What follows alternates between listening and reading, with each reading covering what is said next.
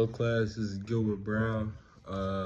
Today I've decided to do questions 1 and questions 3 on the discussion board of 4.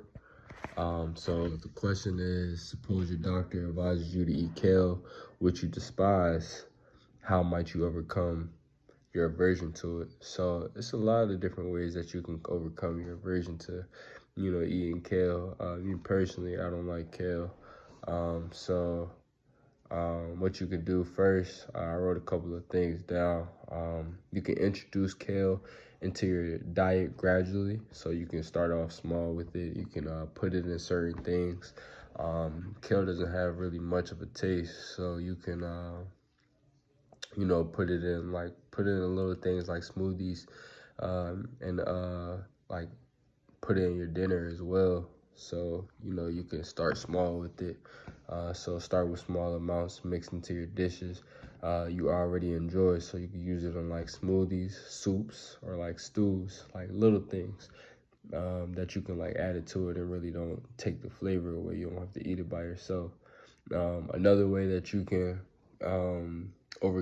you might be able to overcome your aversion to it is to blend it in certain things. So me usually, specifically kale or spinach, I don't really like them in my own dishes, but I can blend them into a smoothie because at the end of the day, they're good for you. So I'll blend them into a smoothie or blend them into like a soup or something. So I don't really taste it as much, but I could taste it a little bit. But I can put it in certain things that I like, which will allow me to tolerate it a little bit more. Another thing that you could do, you could season it. So I said kale tastes much better with the right seasoning. You could saute it in garlic, olive oil, or a splash of lemon juice. That's personally what I would do. Another thing you could do is you can make it a habit. I mean, the more that you continue to eat it, the more that you continue to use it, the more that you continue to add into your daily life, the more you'll be able to tolerate it, and the less you'll be able to feel the aversion to it. Another thing you could do, just really adding things to it. I mean, you could add like different spices, different salts, different things into it. Different dressings. I use dressing on kale sometimes. Also, I mean, you can use it in new recipes. You can blend it with sweeteners and smoothies and different things like that. I put my last thing on here.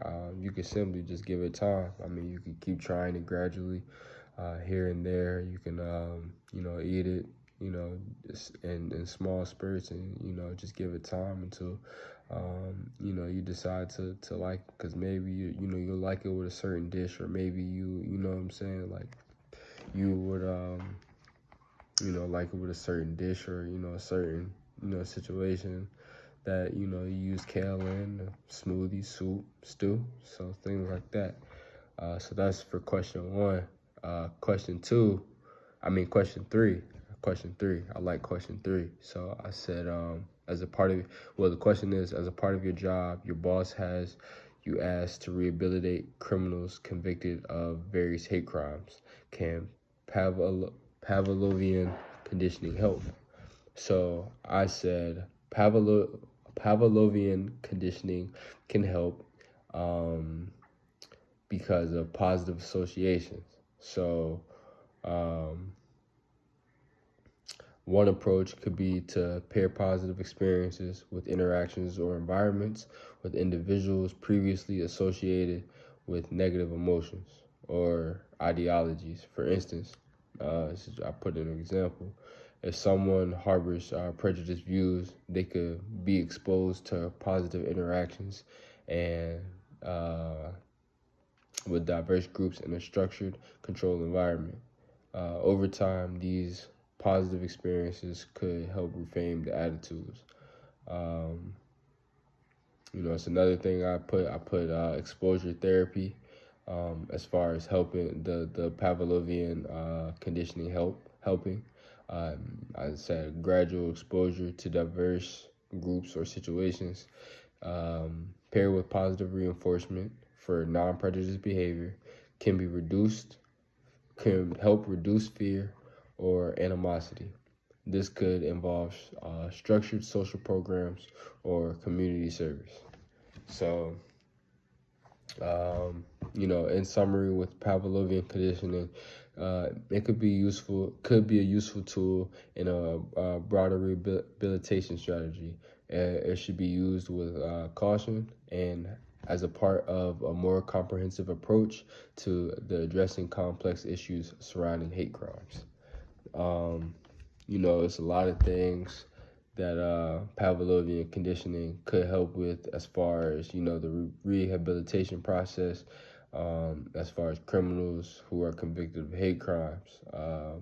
There are limitations that I put to it as well.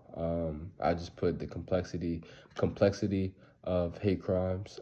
Hate crimes often involve deeply ingrained beliefs and systematic issues that go beyond simple Pavlovian responses. Uh, Rehabilitation might need to address underlying psychological, social, and cultural factors, which requires a more comprehensive approach than conditioning alone. So, in some instances, Pavlovian conditioning cannot be used because it's just like it's a broader, more advanced situation that kind of goes into this. And I put another thing, long-term efficiency as well. For conditioning to be effective in changing attitudes and behaviors, it needs to be a part of a broader ongoing process that includes education, counseling, and social support. So basically saying that it can't be fixed in just like a snap of a finger or one thing. It needs to be plenty of different things adding up to, helping the rehabilitation process. So those are just a few things that I put in my notes, some things that wanted to talk to you guys about in this discussion board number 4. I did number questions 1 and 3 again, and I hope to hear from you guys soon. Thank you.